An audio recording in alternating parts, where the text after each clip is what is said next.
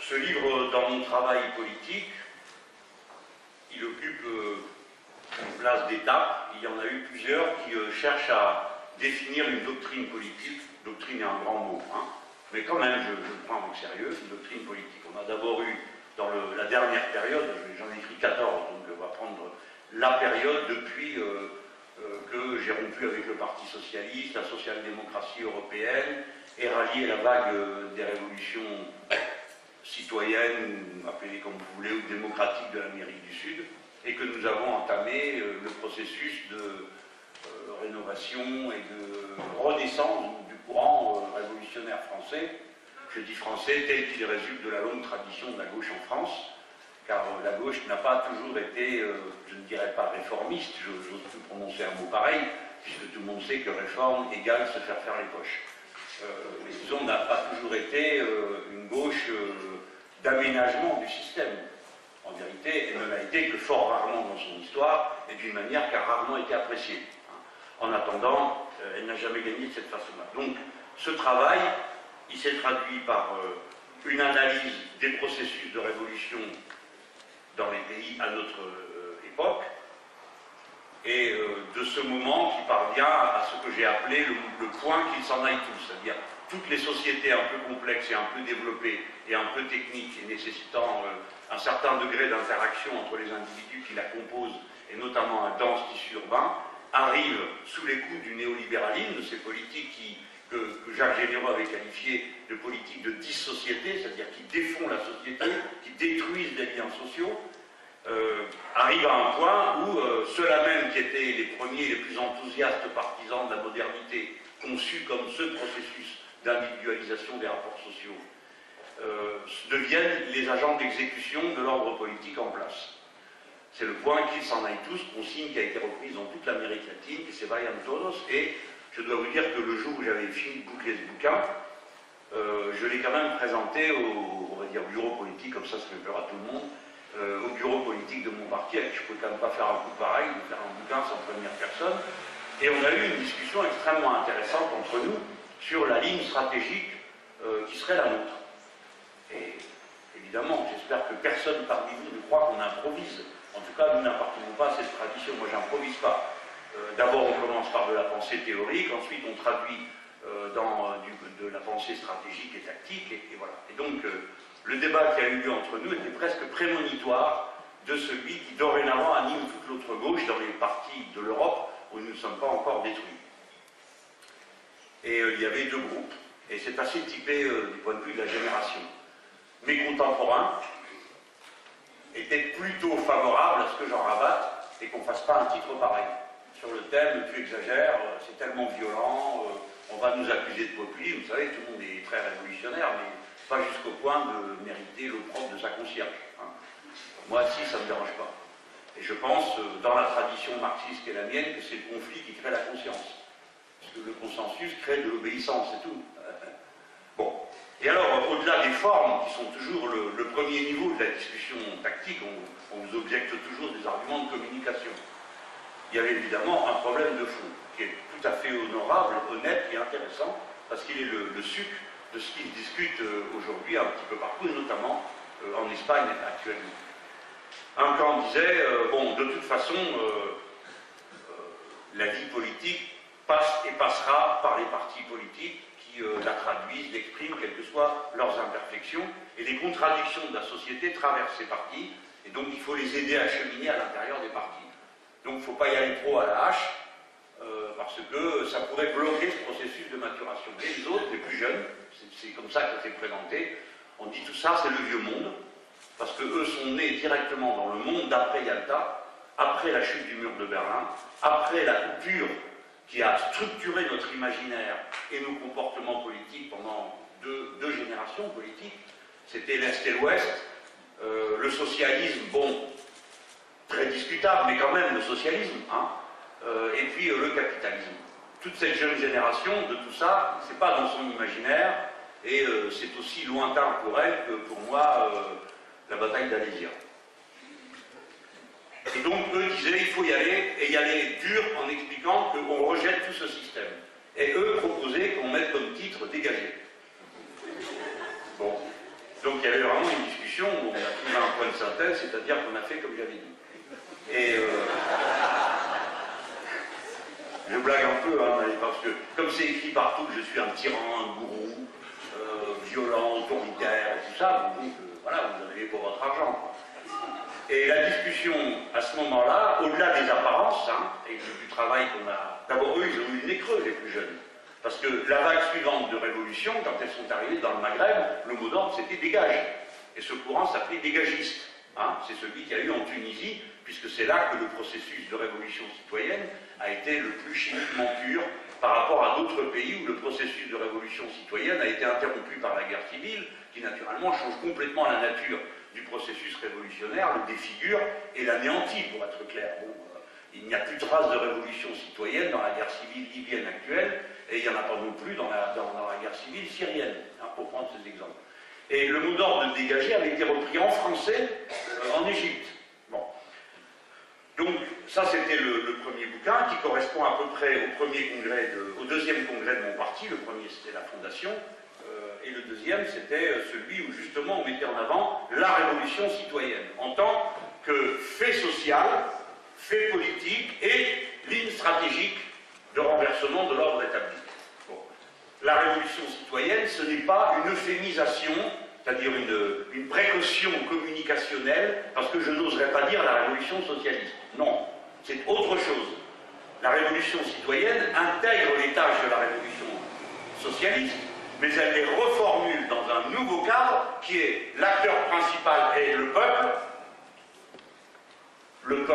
urbanisé, mis en réseau, qui a donc une condition sociale similaire, et en tout cas un mode relationnel similaire, qui passe par les réseaux, l'acteur et le peuple. Et deuxièmement, l'objectif, c'est la souveraineté. Souveraineté sur soi, je veux décider de ma vie, je veux contrôler ce qu'il y a dans mon assiette, je veux contrôler ce que je respire, etc., etc., et souveraineté sur la société. À travers un processus particulier qui est le processus constituant, qui fait que la multitude, avec ses destins différents, ses occupations diverses, parfois contradictoires, bref, les gens passent dans la rue, vous les regardez depuis haut, vous voyez des tas de gens, il n'y a pas de rapport entre eux, des gens descendent de l'ascenseur, bon, ils ont fait un trajet commun, vous pouvez faire des statistiques à la sortie, ça ne veut rien dire.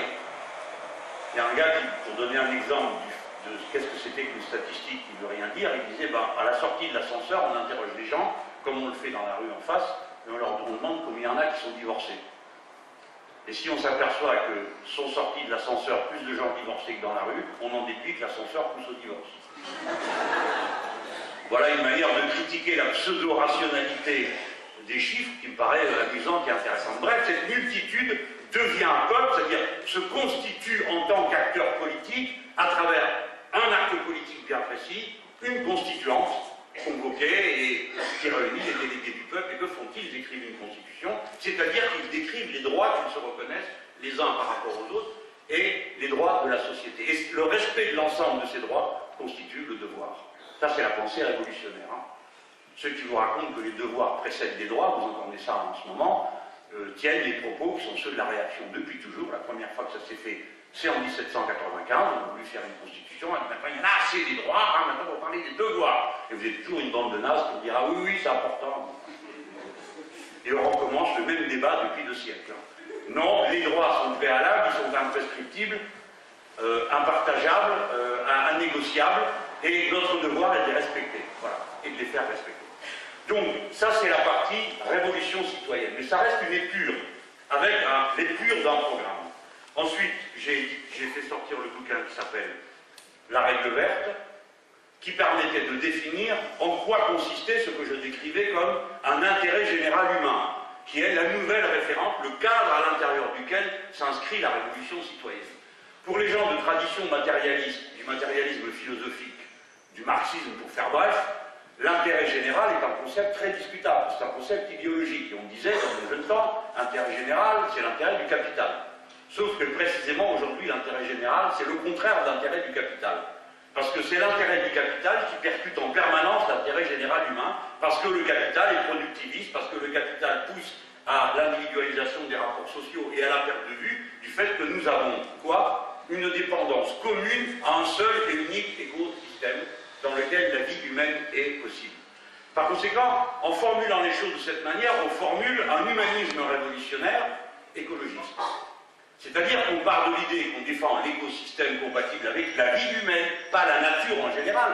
La Terre pourrait continuer à rouler dans l'espace infini, peuplée de fourmis et de cafards, et que ça serait toujours la nature, et ça serait toujours la Terre. Donc nous défendons l'écosystème compatible avec notre propre existence. Ça c'est le cadre, on va dire, d'ensemble de ce premier bouquin. Alors j'ai eu de la chance, comme il était dans la campagne présidentielle, c'est pas par hasard quand même, on l'a bien vendu. Il s'en est vendu 185 000. C'est un record incroyable, jamais j'arriverai à faire un truc pareil, sauf s'il y a à nouveau une campagne présidentielle favorable. Surtout si elle termine bien, après les gens seront obligés de l'acheter.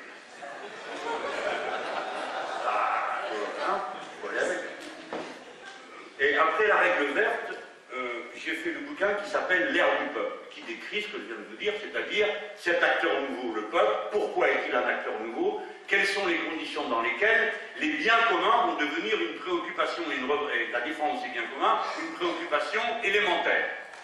Le bien commun, c'est l'eau, c'est l'air. Bon, dans ma jeunesse, déjà, quand on nous faisait des cours de marxisme, hein, pour qu'on comprenne bien, on nous disait, ben voilà, alors il y a des choses qui ont une valeur d'usage et d'autres une valeur d'échange. Alors bon, la valeur d'usage, quoi? Ben de l'eau. Oui, ben oui, c'est une valeur d'usage, tout le monde a besoin de boire. Est-ce que ça a une valeur d'échange? Ah ben non. À l'époque, non. Parce que de l'eau potable, il y en avait. Et il n'y avait pas besoin de payer pour en avoir. Aujourd'hui, pour avoir de l'eau potable, on paye. Voilà, c'est un bien commun qui est devenu une production sociale. Bon, voilà, il y avait toujours un ballot qui disait, ah ben si, il y a de l'eau à acheter, ah bon, ça va, t'as rien compris.